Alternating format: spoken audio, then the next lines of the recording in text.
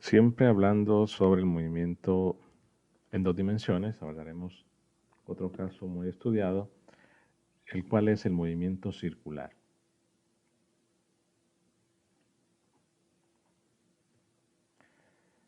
Veamos que a la hora del movimiento circular hablaremos de posición, velocidad, aceleración angular, la dirección de la aceleración, la dirección de la velocidad angular y lo que es el movimiento circular uniforme.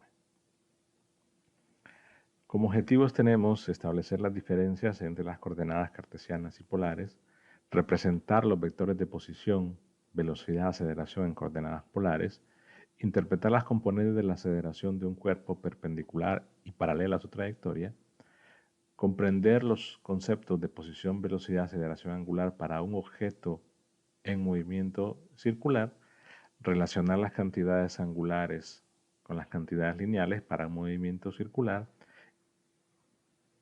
e identificar las ideas claves detrás del movimiento en una trayectoria circular con rapidez constante o con rapidez variable.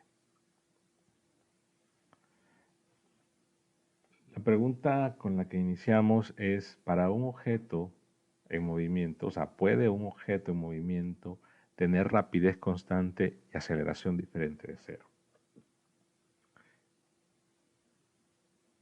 Esa es la pregunta y básicamente debemos recordar, ¿no?, que la aceleración es la derivada de la velocidad respecto del tiempo.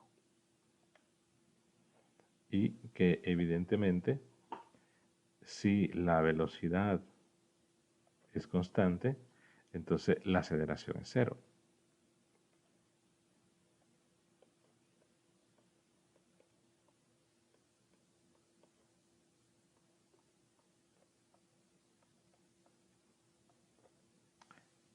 Pero la pregunta es, ¿puede un objeto en movimiento tener rapidez constante? Entonces la situación es que podemos tener un problema donde la magnitud de la velocidad, que es la rapidez, sea una constante, más sin embargo, vamos a ver que la aceleración no es cero. Entonces, no es ningún tipo de contradicción, sino que simplemente la aceleración es la derivada o la razón instantánea de cambio de la velocidad, no de su magnitud. Entonces sí, puede un objeto moverse con rapidez constante y su aceleración pues, puede ser diferente de cero. Cuando hablamos del movimiento circular, nos referimos a un movimiento en dos dimensiones o un movimiento en el plano donde un objeto describe una trayectoria que es una circunferencia.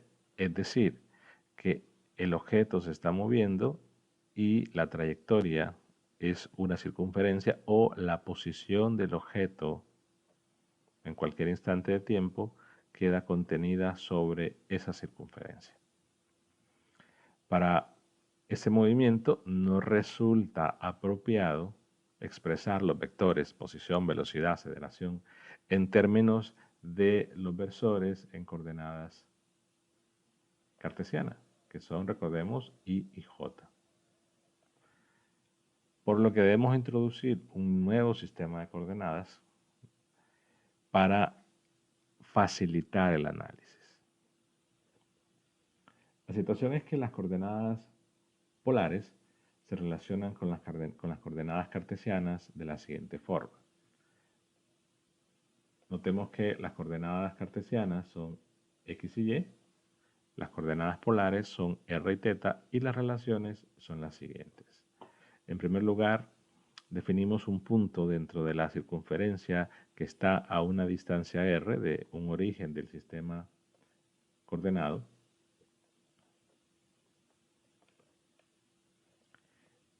Y que el ángulo que forma respecto al eje X le llamamos θ. O sea que la distancia del origen a ese punto le llamamos r, que es el radio de la circunferencia o el radio del círculo.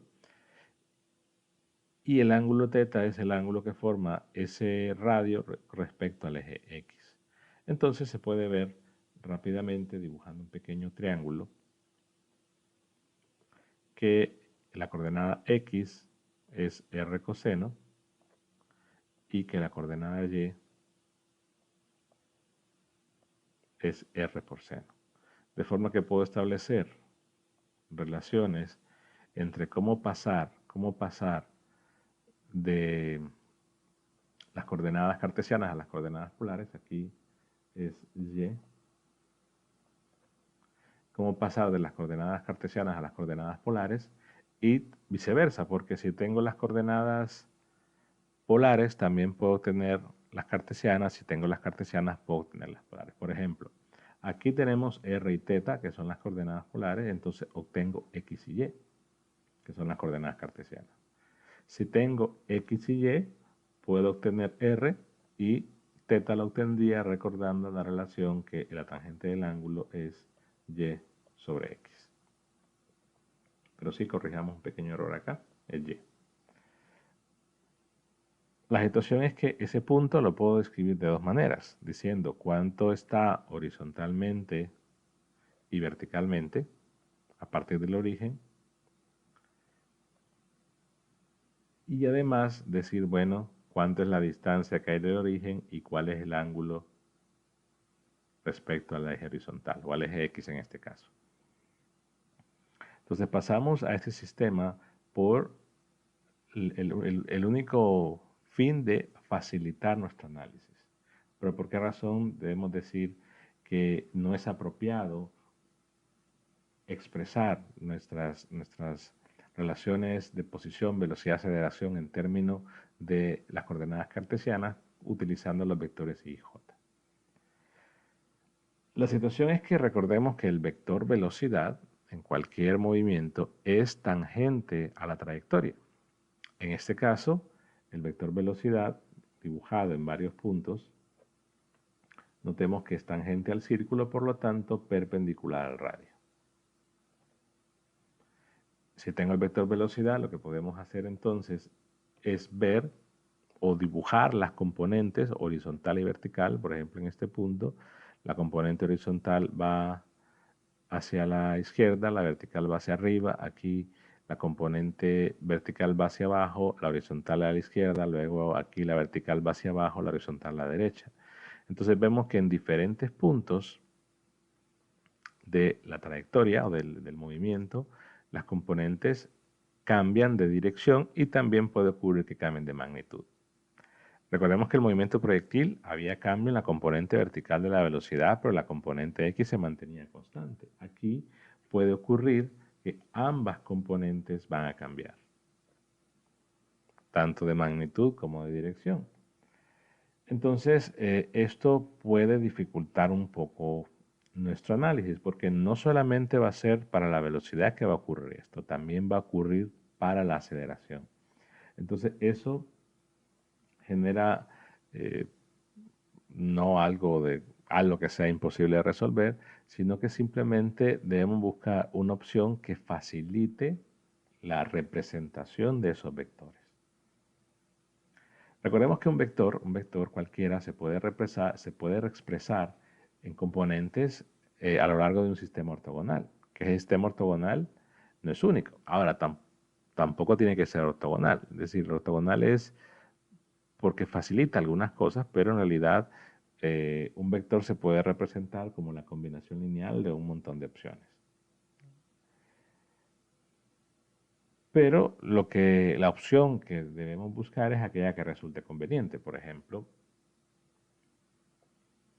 podemos ver que este vector se puede expresar como las componentes que voy a marcar en azul o las que están ya en azul. Simplemente ahí son componentes ortogonales, de forma que el vector se escribe como el valor de la componente por el vector unitario en la dirección que he llamado C1 más la otra componente por la dirección C2. De igual forma, ese vector lo puedo representar con las tradicionales coordenadas cartesianas, es decir, horizontal y vertical.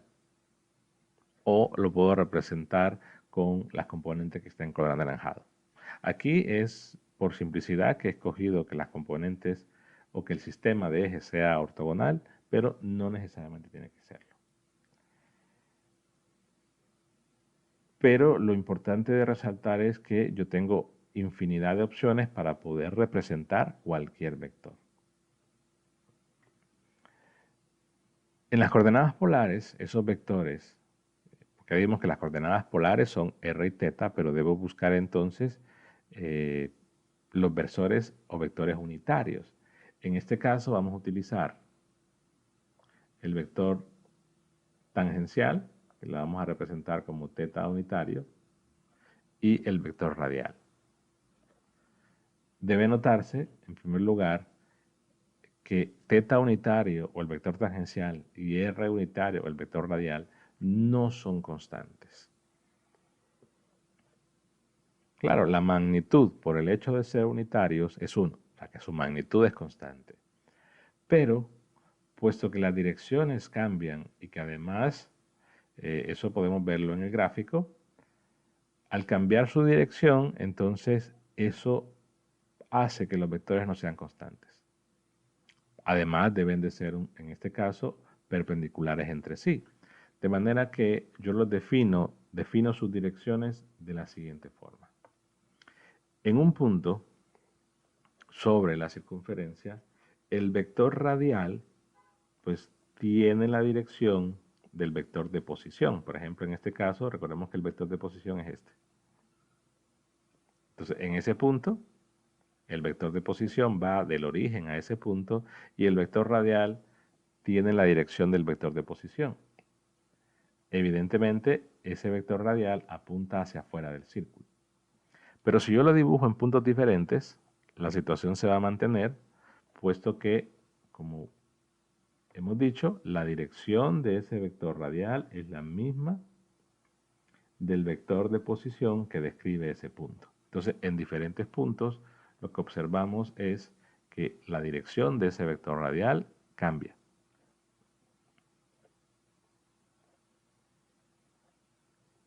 Dicho de otra forma, su dirección depende de la ubicación del punto en el que queremos hacer la representación. Entonces, no es un vector constante, puesto que su dirección cambia. El otro vector θ unitario, el vector tangencial, por la definición de este sistema ortogonal, tiene que ser perpendicular al vector r. Entonces, la situación es igual. Si el r unitario es un vector con dirección variable, el tangente que es perpendicular a él también va a ser variable. Entonces, esa dependencia va a ser de acuerdo a dónde está ubicado el punto. Alguien puede decir, bueno, pero antes teníamos los vectores I y J, que si ustedes empiezan a dibujar los vectores I y J en diversos puntos, por ejemplo, lo quieren dibujar aquí, el vector I es horizontal, el vector J vertical, tienen la dirección de los ejes, el vector I es horizontal, J vertical, el vector I es horizontal, J vertical. Entonces, al representarlo en diferentes puntos, resaltamos eso, ¿no? De que los vectores I y J son vectores constantes. Los vectores R y θ unitario no son constantes. Pero tenemos que deducir expresiones para R y θ en términos de ese ángulo. En primer lugar, vamos a considerar, y eso vale la pena resaltarlo, que las trayectorias circulares o los movimientos circulares que vamos a describir ahorita van a ser movimientos para los cuales la distancia r se mantiene constante.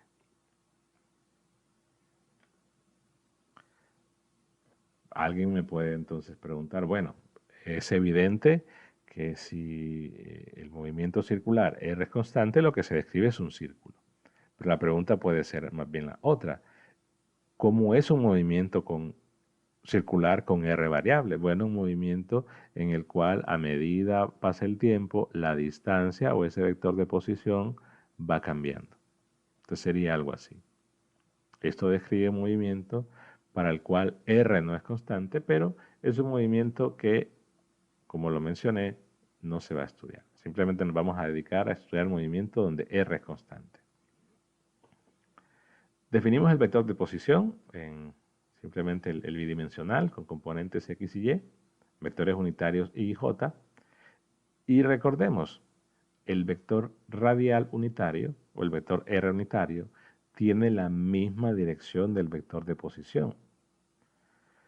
Solo que la única diferencia es que este es unitario, ¿no?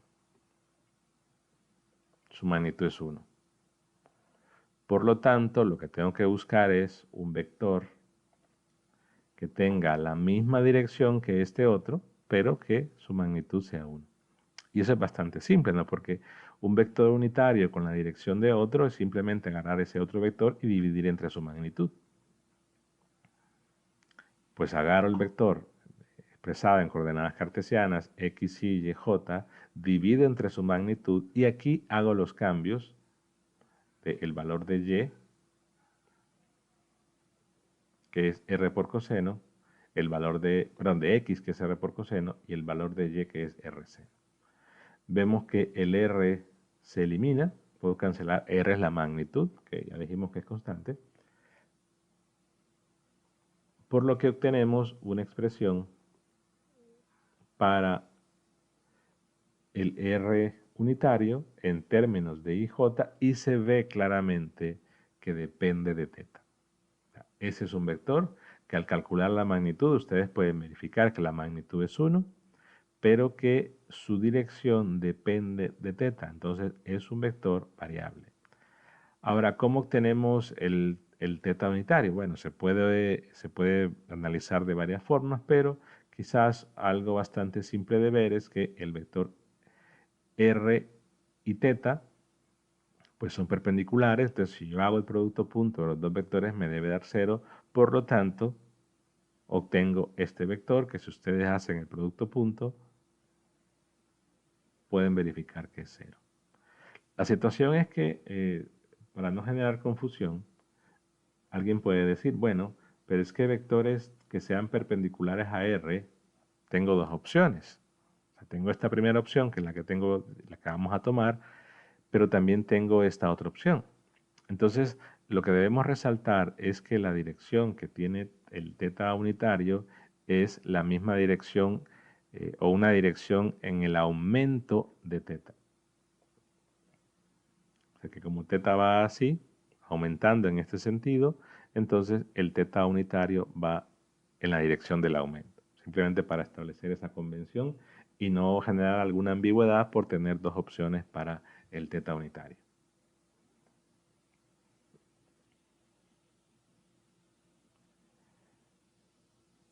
Si nosotros entonces agarramos esta expresión de acá, lo que podemos ver es que el vector de posición en coordenadas cartesianas es este, pero en coordenadas polares simplemente sería r unitario. Entonces el vector de posición podemos observar que no tiene componente tangencial, porque claro, un vector en coordenadas polares se debe escribir como una componente radial en dirección R más una componente tangencial en dirección teta. Ese sería el caso más general, ¿no? Que tenga las dos componentes. Y esto pues es equivalente a la expresión esta que tiene la componente I, componente J, aquí sería componente R, componente teta.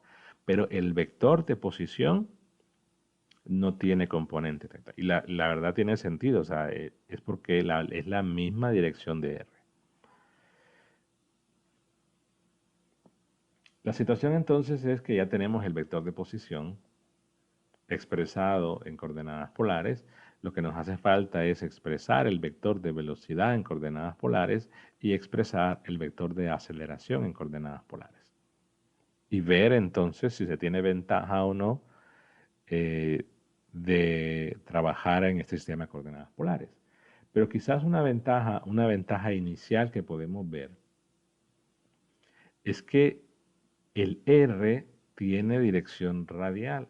O sea, es un vector de una sola componente. Entonces hemos visto desde cinemática en una dimensión que cuando teníamos vectores con una sola componente, pues era mucho más fácil y podíamos prescindir del vector unitario. Aquí quizás no sea conveniente prescindir, pero deben resaltar que es más simple trabajar con un vector que tiene solo una componente que trabajar con un vector que tiene dos, aun cuando este R pues sea variable.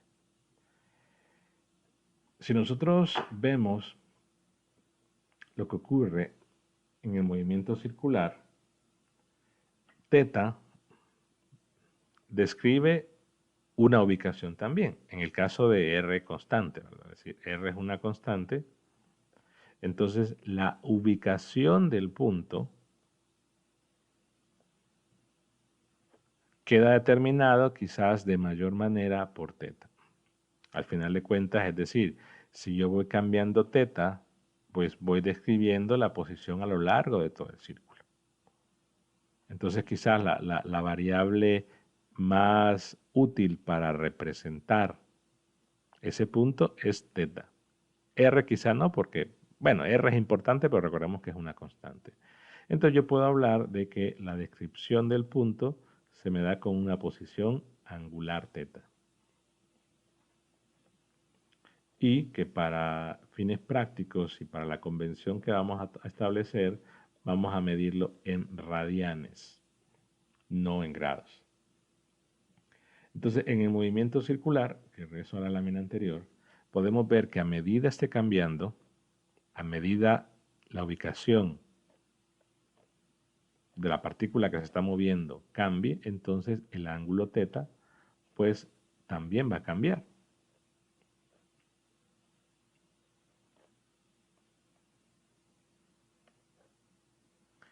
Entonces, a medida pasa el tiempo, ese ángulo también cambia con el tiempo. Por lo tanto, podemos decir que θ pues es una función del tiempo.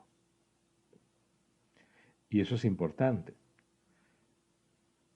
De manera que nos va a interesar cómo cambia respecto del tiempo. Entonces, si está cambiando con respecto del tiempo, pues podemos medir la rapidez con que lo está cambiando y hablar en ese caso de una razón de cambio de la posición angular, y eso nos permite definir la velocidad angular. Simplemente es la razón instantánea de cambio de la posición angular. Y la vamos a representar con la letra omega.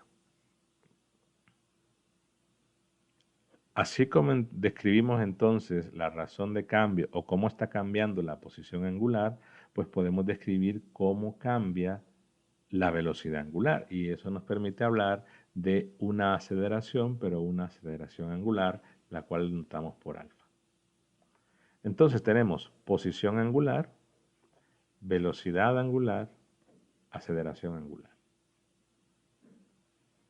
Simplemente viendo que la velocidad angular es la razón instantánea de cambio de θ, o sea, la derivada de θ con respecto del ángulo, y la aceleración angular es la derivada de omega con respecto de θ, o podemos decir la segunda derivada de θ con respecto del tiempo. Pero estas son variables que nos está midiendo el cambio en el ángulo. Ojo con eso, en el ángulo.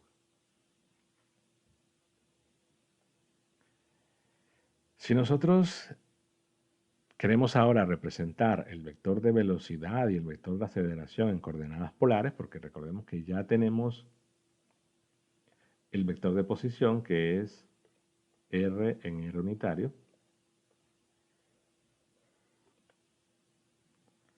Es necesario definir cómo va a cambiar el r unitario con respecto del tiempo y cómo cambia el θ unitario respecto del tiempo.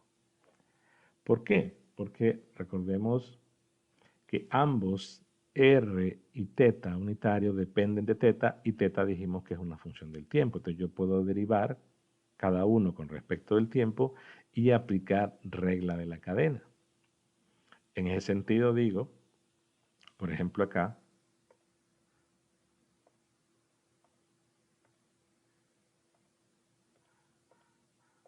yo puedo decir, ok, derivo coseno, la derivada de coseno es menos seno, pero tengo que aplicar regla de la cadena y decir la derivada de θ con respecto del tiempo.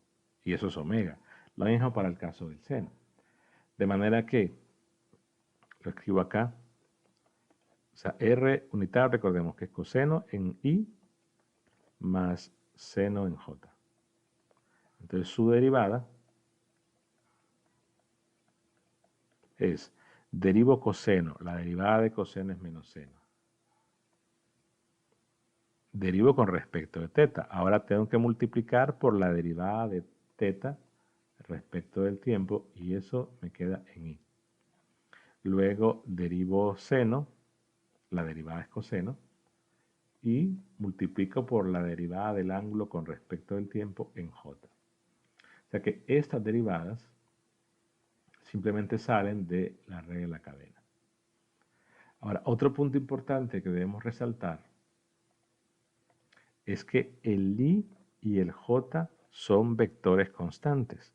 Entonces, cuando yo voy a calcular la derivada, en realidad la derivada de un producto, de este producto, dado que I y J son constantes, pues lo único que tengo que derivar es coseno. Y el I como es constante y el J como es constante, solo los voy colocando. El punto importante es que yo puedo decir que la derivada de R con respecto del tiempo, entonces se me va a simplificar porque lo que está adentro es justamente teta unitario y la derivada del ángulo con respecto del tiempo es omega. O sea que la derivada del R unitario con respecto del tiempo es omega teta unitario.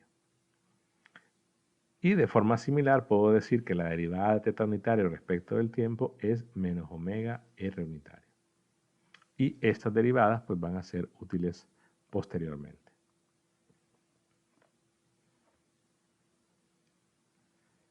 Vamos entonces a plantear la velocidad. La velocidad en general es independiente del sistema de coordenadas, su definición que es la derivada de la posición. Por lo que tengo que derivar la posición respecto del tiempo. Entonces veamos la diferencia. Aquí estoy derivando el R unitario.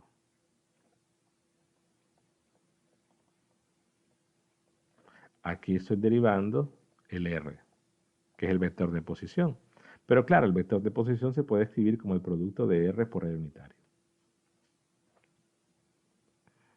Y deberíamos aplicar la regla del producto, porque ahí tengo R multiplicado por R unitario. Pero recordemos que R es una constante.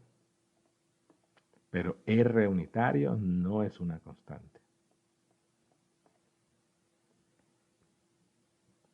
Entonces, el R que es constante, pues puede salir de la derivada.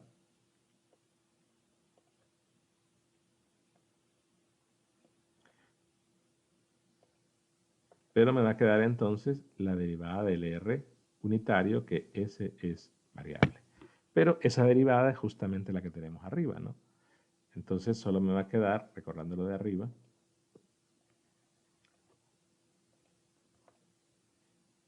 omega por teta unitario. Vean entonces que en el caso del vector de velocidad queda únicamente una componente teta unitaria.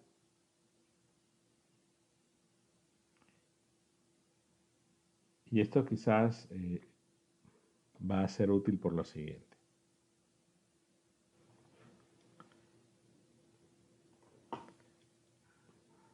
Veamos entonces, R tiene componente en dirección R nada más, en dirección radial. Hemos encontrado que la velocidad es igual a R omega teta unitaria. Entonces aquí la componente de R es R en dirección radial y la componente de la velocidad es R omega en dirección tangencial. Entonces yo puedo decir que esta es la componente radial de la posición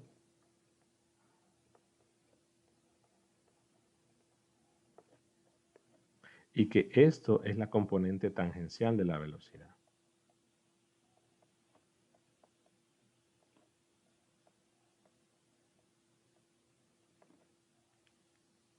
Quiere decir, como lo mencionamos hace un momento, la velocidad tiene solo componente tangencial, entonces le puedo llamar a esa la velocidad tangencial. y lo voy a representar con un B sub t, que es R omega. ¿Qué implica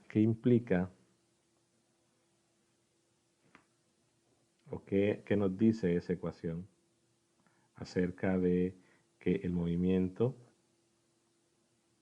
circular, la velocidad tenga velocidad tangencial? Bueno, no nos dice nada nuevo. Recordemos que hace un momento, cuando se definió la cinemática en 2 dimensiones, se resaltó que el vector de velocidad siempre es tangente a la trayectoria, ¿no? Entonces, si es un círculo, es tangente al círculo, de forma que si yo represento en un punto el vector R unitario y el vector tangente, pues debe parecerles lógico que la velocidad, que es el vector que estoy marcando en rojo, pues está completamente en dirección tangente. Eso es lo que nos quiere decir.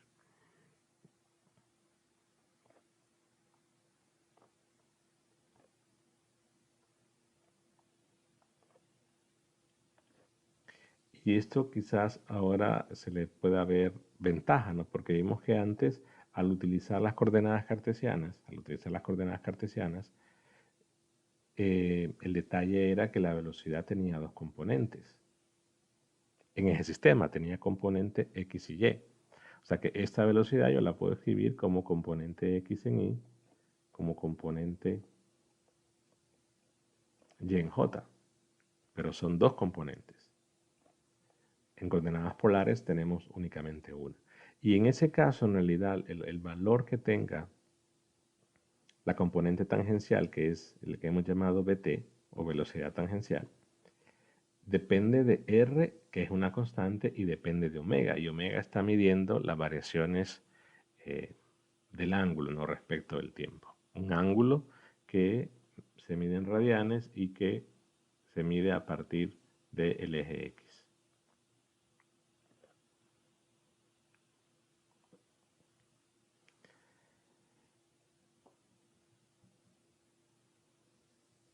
La aceleración, puedo hacer lo mismo con la aceleración, decir, ahora tengo la aceleración, que es la derivada de la velocidad, y tomo mi expresión de velocidad, que es esta, ¿no?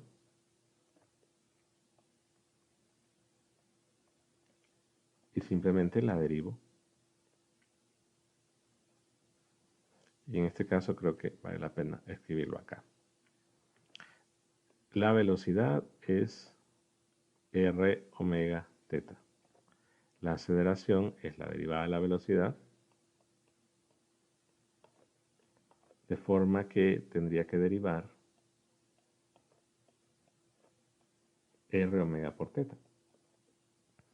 La situación es que R es una constante, o sea que R es constante, puede salir de esa derivada.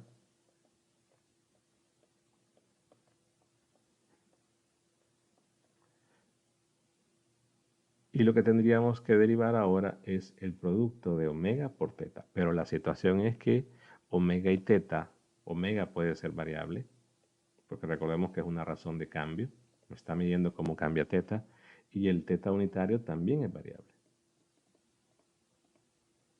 Entonces, para calcular esta derivada, lo que tenemos que hacer es aplicar la regla del producto. De manera que sería R, que es la constante que está afuera, por primero por la derivada del segundo, más segundo por la derivada del primero. Y aquí usamos lo que hemos definido anteriormente. La derivada de omega con respecto del tiempo es alfa. Y la derivada de teta con respecto del tiempo, recordemos que es menos R unitario, bueno, omega R unitario. Si hacemos entonces todo el producto, nos queda que el vector aceleración tendrá o es igual a menos R omega cuadrado en dirección de R más R por alfa, porque el R hay que multiplicarlo, ¿no?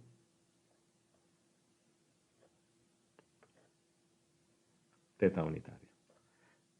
De manera que vean que aparece, en el caso de la aceleración, aparecen los dos versores. Implica que lo que está multiplicando al R unitario, esa es la componente radial.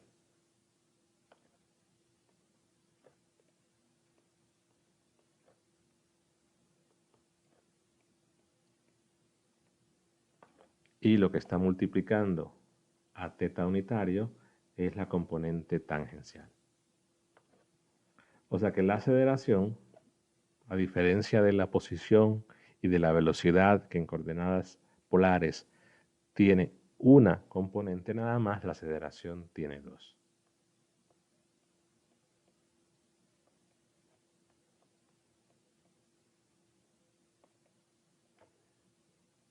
En ese sentido, puedo llamar a la aceleración radial como menos r omega al cuadrado. Y la aceleración tangencial es simplemente r por alfa. Por lo que el vector aceleración lo puedo escribir como aceleración radial en dirección de r más aceleración tangencial en dirección tangencial.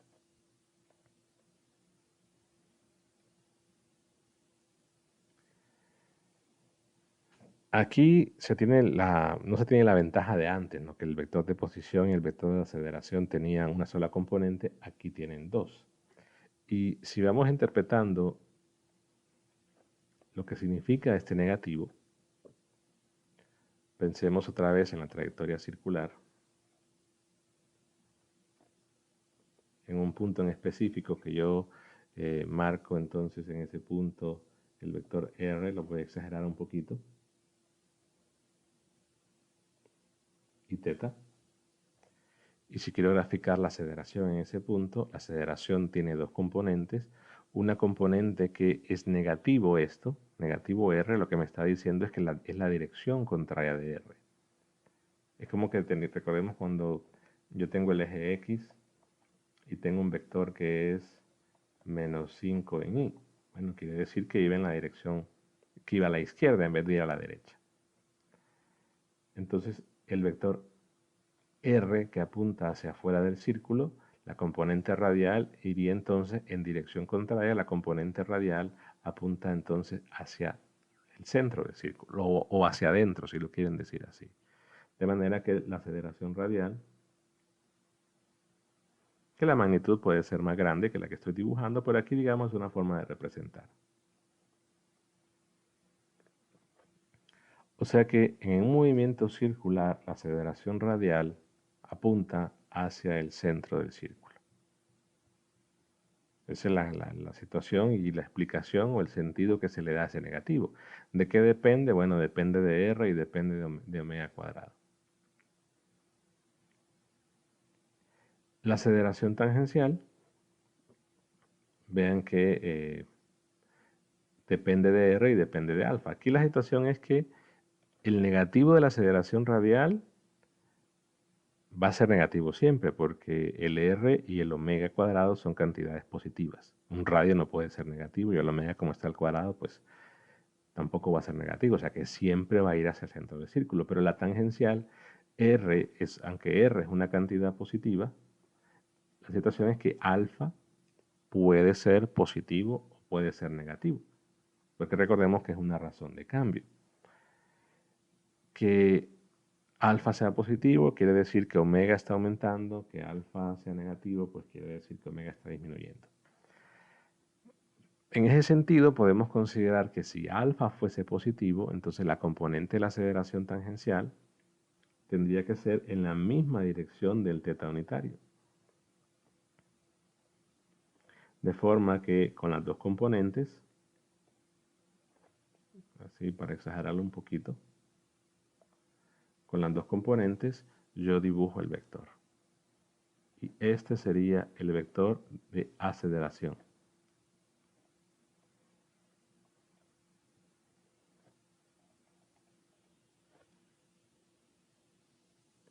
Pero podría ocurrir, no, por ejemplo, si alfa fuera negativo, pues la tangencial iría en dirección contraria al teta unitario. Y el vector, pues, sería este.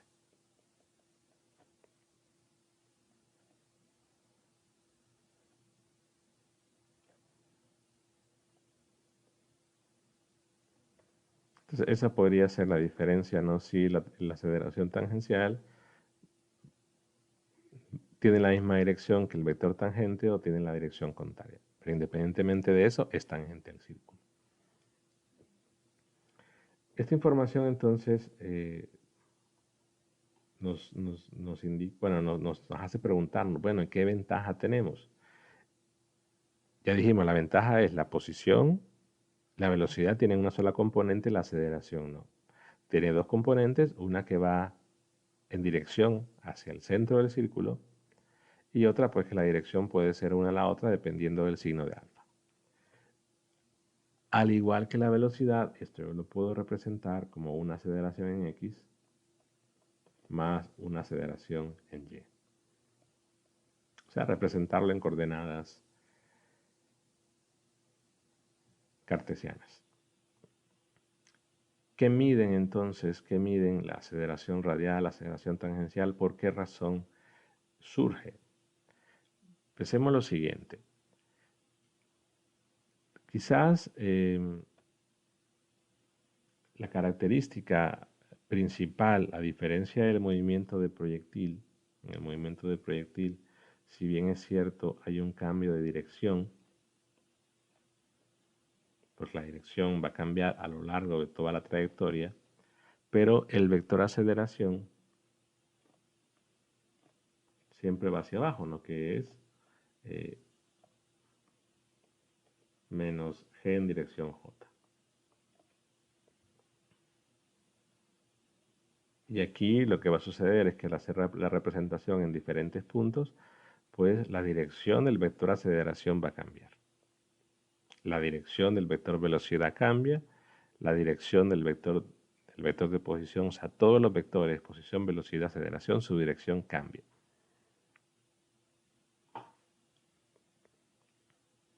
Entonces nos preguntamos por qué razón tenemos dos aceleraciones.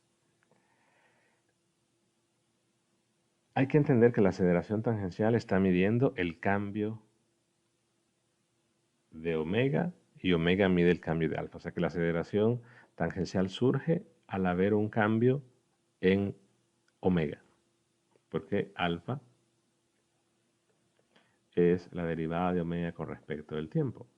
Entonces, por ejemplo, si omega fuese una constante, estarían de acuerdo que alfa pues sería la derivada de una constante, entonces alfa sería cero.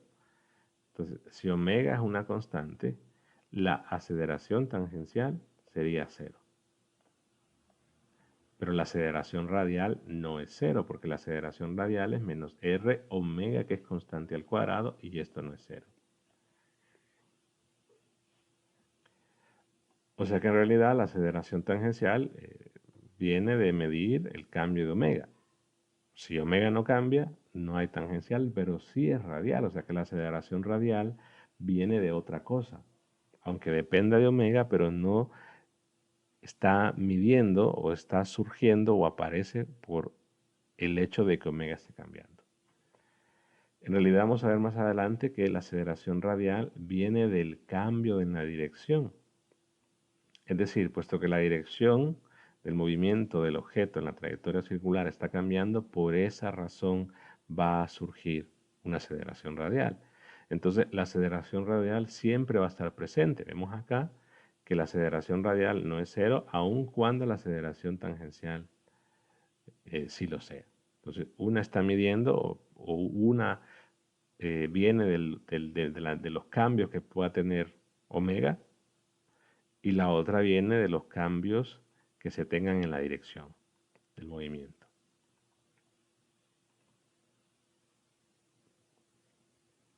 Y eso lo tenemos justamente mencionado acá.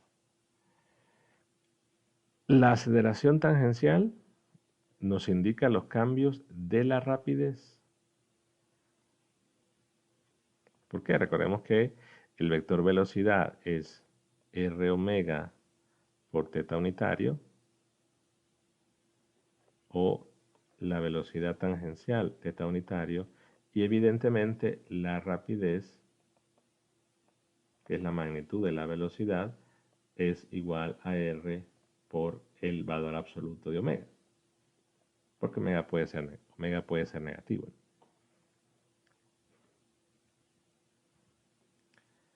Entonces, es evidente que si la rapidez está cambiando, o sea, si la rapidez cambia, es porque omega está cambiando. O dicho de otra forma, si la rapidez es constante, es porque omega es constante. Entonces ya dijimos que la aceleración tangencial es igual a R alfa, y alfa mide cómo cambia omega. Por lo tanto, la aceleración tangencial nos dice o nos está midiendo, bueno, directamente los cambios que hay en la rapidez. O sea, que si hay un cambio en la rapidez, va a haber una aceleración tangencial. Si no hay cambios en la rapidez, no hay aceleración tangencial.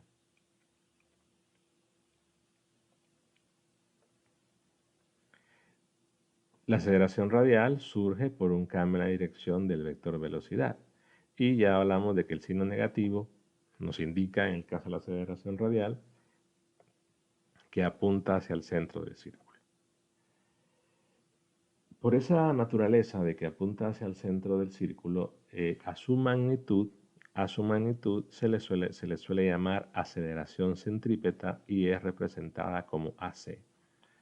O sea que la aceleración radial es menos r omega cuadrado, la aceleración centrípeta, que es la magnitud de la aceleración radial, es r omega al cuadrado. O sea que básicamente el signo desaparece porque estamos hablando de magnitud, y se usa la palabra centrípeta justamente porque su dirección es hacia el centro del círculo.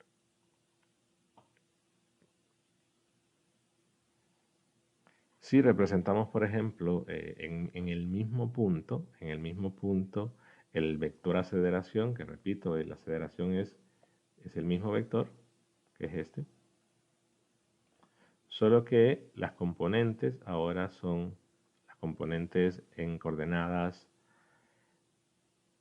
polares, la aceleración radial, vean que va en dirección hacia el centro del círculo, evidentemente sobre el radio, y la aceleración tangencial, pues que es perpendicular a la otra. Pero también lo puedo representar con la coordenada X y la coordenada Y en el sistema cartesiano. Vean que independientemente de la representación que utilice, el vector es el mismo. Y independientemente de la representación que use, la magnitud del vector, dado que el sistema es ortogonal, la puedo calcular como la raíz de la suma de las componentes al cuadrado, ya sea en el caso tangencial o en el caso cartesiano, polar, o en el caso cartesiano. Y eso es lo que tenemos especificado acá. La aceleración es la raíz cuadrada de las componentes, de la suma de las componentes al cuadrado en el caso cartesiano, o de la suma de las componentes al cuadrado en el caso de las coordenadas polares. Puedo establecer, ¿no?, relaciones entre el ángulo que hay, voy a llamar un ángulo psi, que es el ángulo que forma el vector aceleración con la horizontal, y beta, que es el ángulo que forma el vector aceleración con el radio, que no es el mismo teta. La relación es que básicamente teta es la suma de los dos, de psi y de beta. Pero son relaciones que quizás nos van a ayudar en los ejercicios. Ustedes pueden obtener el ángulo beta simplemente usando trigonometría, es decir, usan la componente, dicen tangente de beta es opuesto entre adyacente, entonces tangente de beta es la aceleración tangencial entre, y aquí debo aclarar esto, que es la magnitud de la aceleración radial, puesto que ya estamos considerando la dirección, y en el caso de psi, tangente de phi es la componente vertical, la opuesta al ángulo, que es la aceleración en y entre la adyacente. Entonces puedo establecer relaciones entre los ángulos y las componentes en polares y las componentes en cartesianas.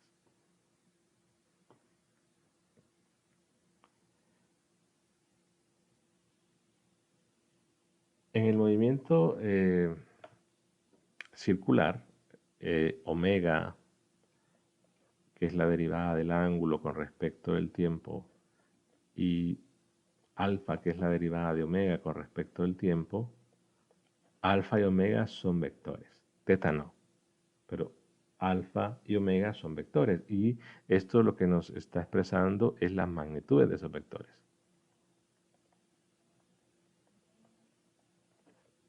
Es decir, la magnitud de omega es la derivada del ángulo con respecto del tiempo, la magnitud de alfa es la derivada de omega con respecto del tiempo, pero nos hace falta cuál es su dirección. Entonces, en un movimiento circular, los vectores velocidad, aceleración angular tienen la dirección perpendicular al plano que contiene el círculo en el que se produce el movimiento. Dichos vectores pueden ser definidos utilizando el producto vectorial de la siguiente forma.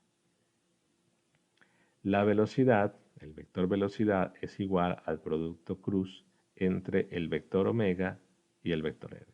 Ya se mencionó que si tengo un movimiento circular,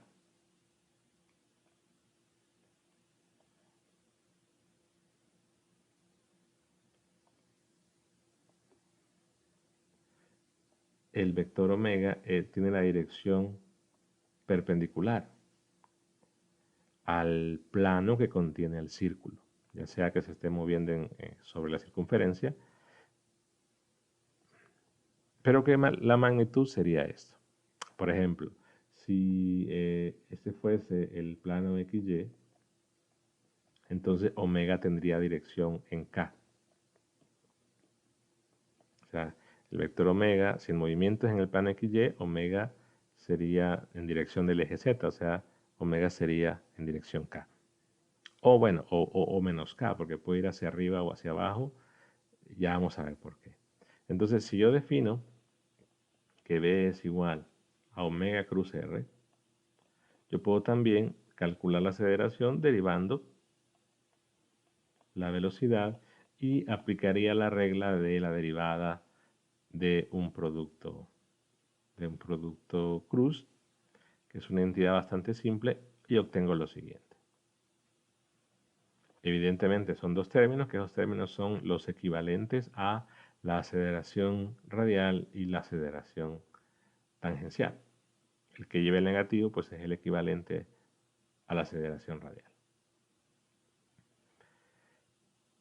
La dirección de omega está dada por la regla mano derecha, que es utilizada para el producto vectorial anterior. Si la rotación, por ejemplo, es en el eje Z, es decir, que el círculo está contenido en el plano XY, omega va a ser positiva o omega va a ser negativa. O sea, si el movimiento está en el plano XY, pues dos opciones, omega va en dirección Z positivo, omega va en dirección Z negativo. Entonces, ¿qué utilizo? La regla de la mano derecha. Simplemente tendría que este es R, vean que si el movimiento visto desde para una persona que está colocada arriba, si él ve desde arriba un movimiento antihorario, lo que tengo marcado con esta flecha, entonces el vector omega, que es el producto cruz, iría hacia arriba. En cambio, si la persona vista desde arriba ve un movimiento horario, entonces el omega iría hacia abajo, que es lo que tenemos acá en los dos casos. Z positivo, o omega va en dirección Z positivo y omega va en dirección Z negativo.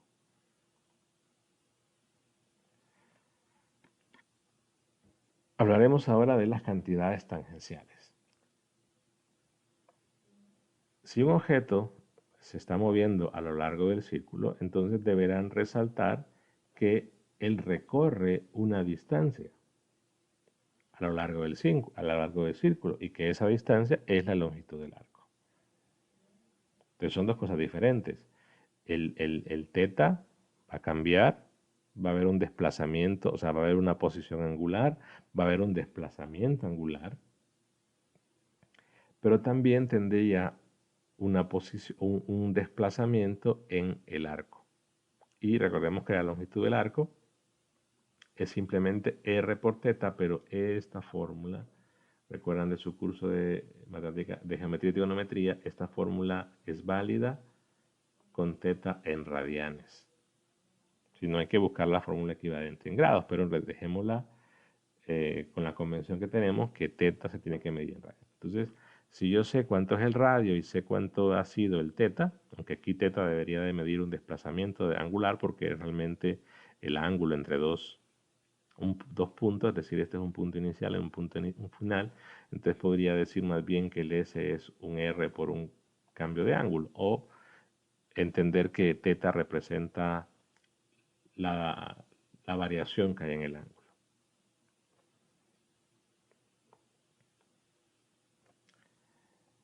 Pero que puedo tener entonces la cantidad angular, que es teta, y la cantidad tangencial, que es S. Son dos cosas diferentes que están relacionadas por la fórmula que acabamos de marcar.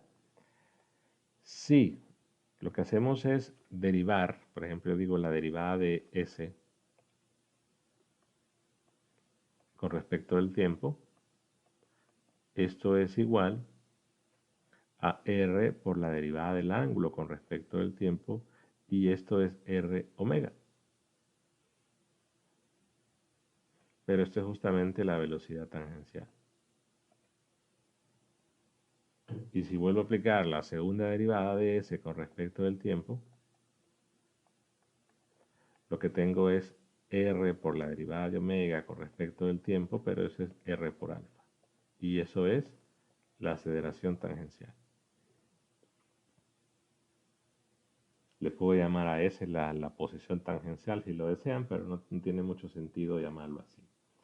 Entonces, las cantidades tangenciales, S, velocidad tangencial y aceleración tangencial, se relacionan con las cantidades angulares, teta, omega y alfa.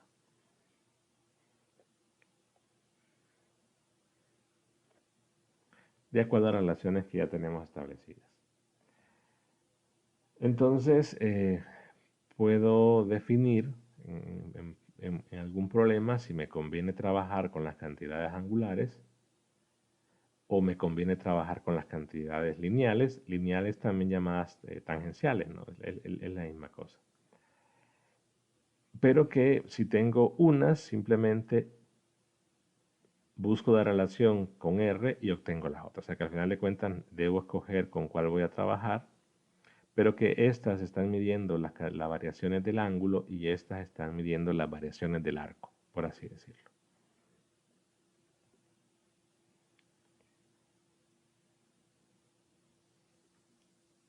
La velocidad tiene componente tangencial, entonces en vez de escribir b, como es la única velocidad que hay, pues puedo escribir b nada más.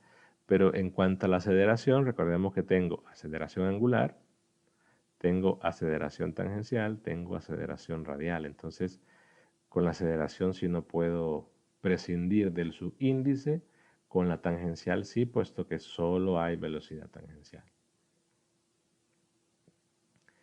Las relaciones integrales que se establecieron anteriormente en cinemática de una dimensión también se van a verificar para las cantidades angulares y las cantidades tangenciales.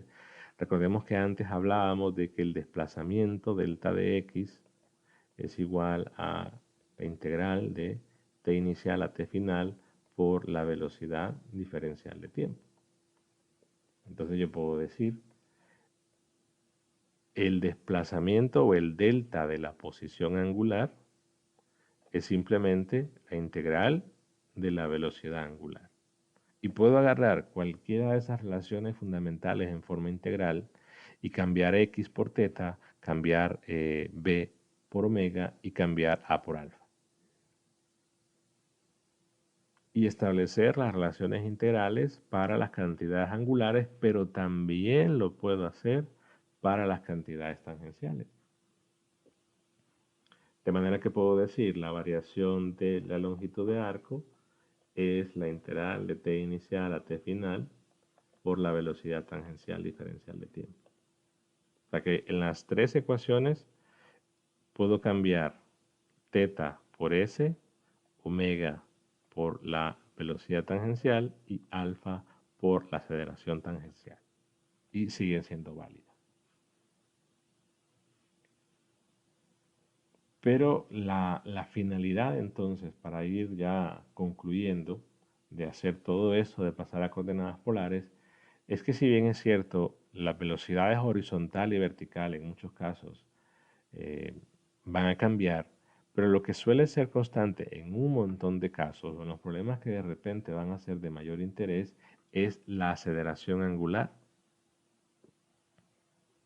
Entonces, alfa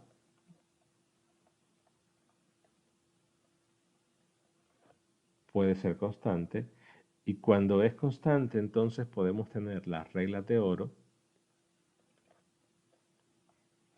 para las cantidades angulares, es decir, para teta, para omega y para alfa.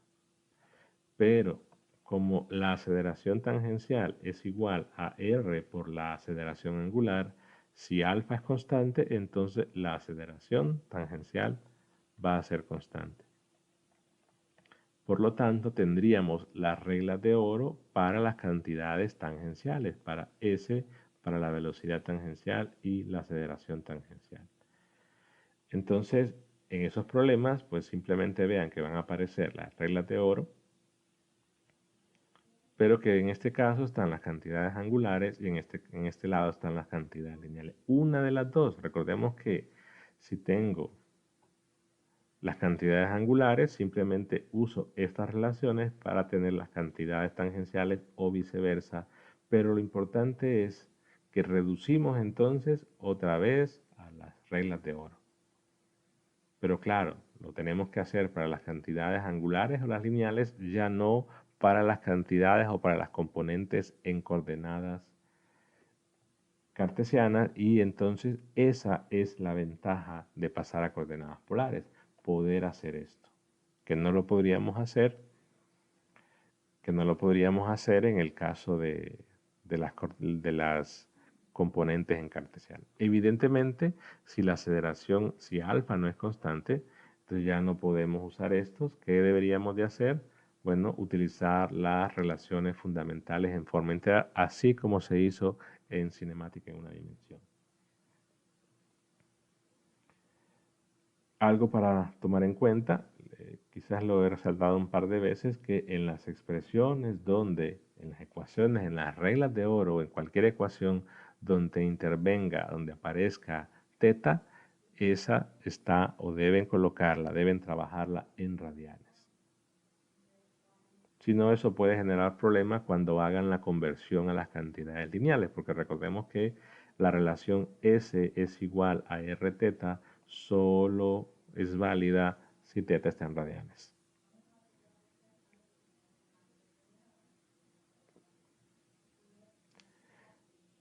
Cuando tenemos un movimiento circular uniforme, pues si una partícula se mueve en una trayectoria circular con rapidez constante, o sea que el vector velocidad, que ya dijimos que es la velocidad tangencial en dirección teta, esta, al tomar la magnitud, que es el valor absoluto, es una constante. Y como la velocidad tangencial es r omega, entonces si la velocidad tangencial es constante, entonces omega es una constante.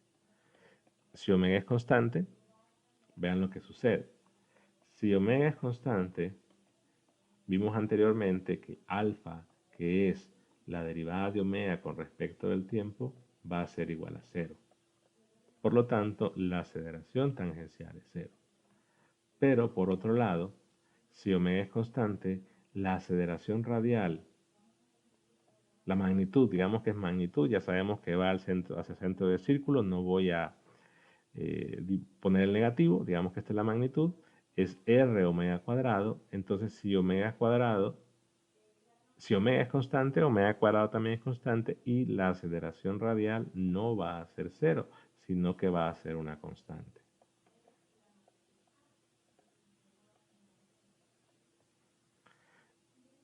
Entonces, lo que sucede es que tenemos un movimiento, que era la pregunta inicial, tenemos un movimiento donde la rapidez es constante, la magnitud del vector velocidad es constante, el vector velocidad no es constante porque recordemos que la velocidad va cambiando de dirección.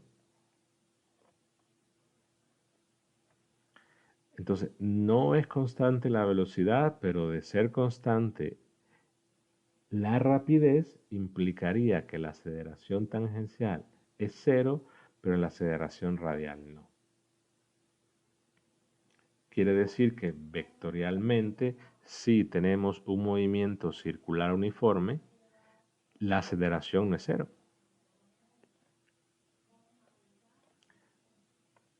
Es decir, el vector aceleración en coordenadas polares es la aceleración radial más la aceleración tangencial.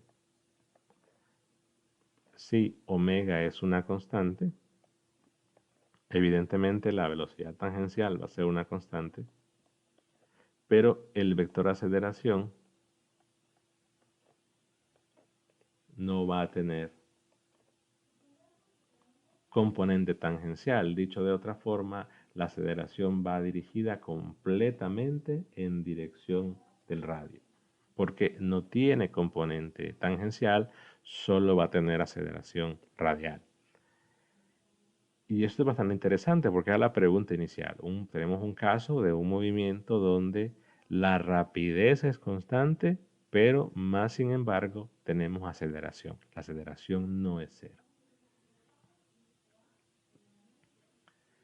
Muchas veces resulta de bastante interés cuando tenemos un movimiento circular uniforme, MCU, es decir, un movimiento circular con rapidez constante o con omega constante, expresar el movimiento en términos de lo que vamos a llamar el periodo T, que simplemente es el tiempo necesario para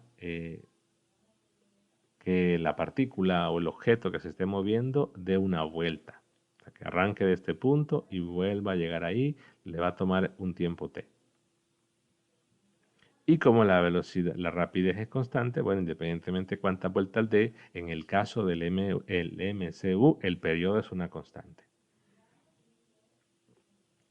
En muchos casos utilizamos la palabra revolución o una vuelta, pero recordemos que en una vuelta o una revolución equivale a un desplazamiento angular de 2θ, es decir, de toda la circunferencia.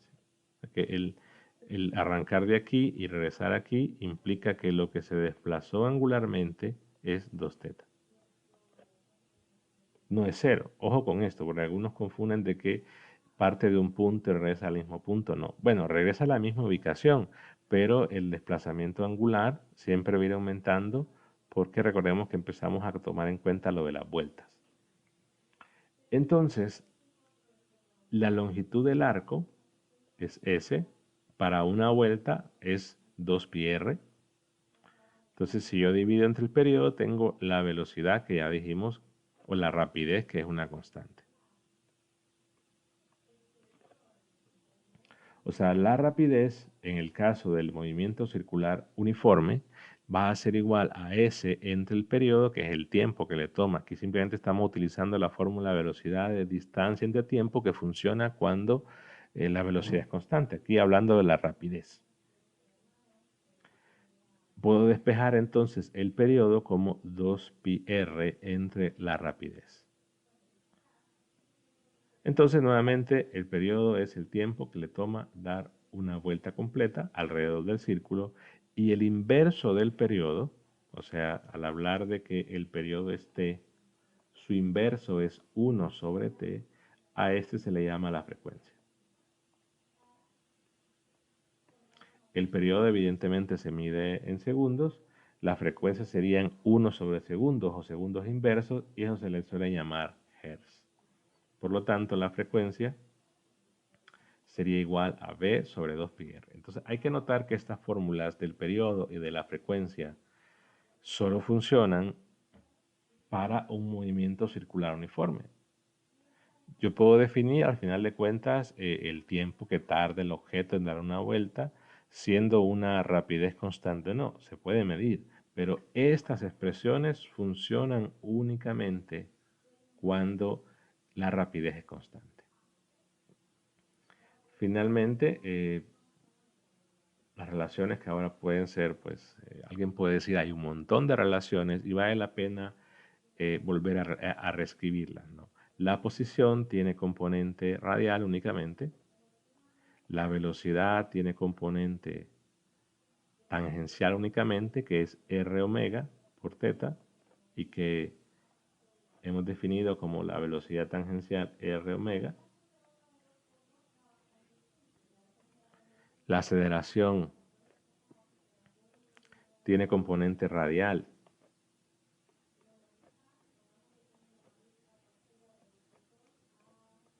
y tangencial.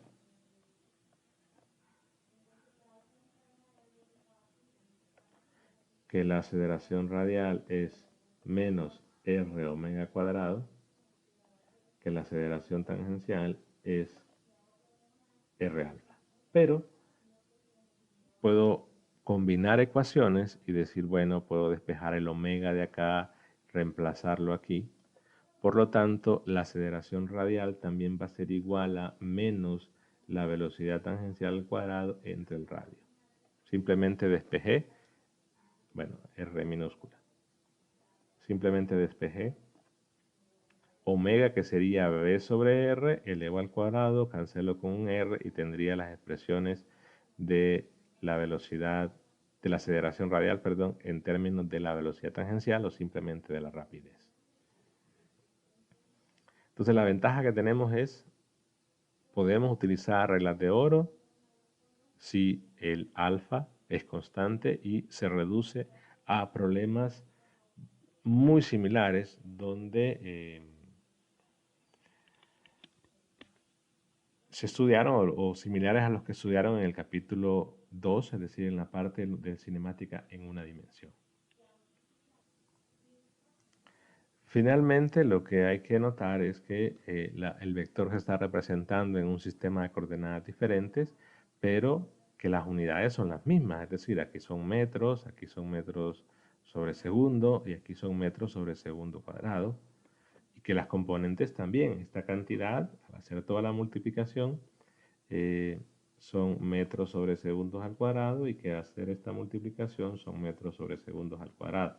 Las unidades de teta son radianes, las unidades de omega son radianes sobre segundo cuadrado y las unidades de alfa, perdón, omega son radianes sobre segundo y alfa son radianes sobre segundo cuadrado.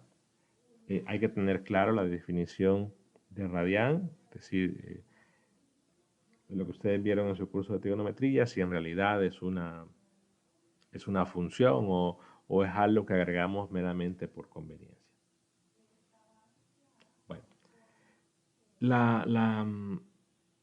la forma en que se desarrolla el análisis, a diferencia del libro, que las relaciones, pues llegamos a las mismas relaciones de las componentes tangenciales, de la aceleración, con omega y todo lo demás, el libro las trabaja quizás con un argumento más o menos informal y más geométrico, que deja siempre un mal sabor de boca porque nos perdemos de tanta información vectorialmente hablando, que por esa razón casi siempre en Física 100, al menos aquí en una Valle de Sula, preferimos trabajarlo de esta forma que usar el análisis geométrico que van a poder encontrar en el libro. Pero igual lo pueden ver y hacer una comparación.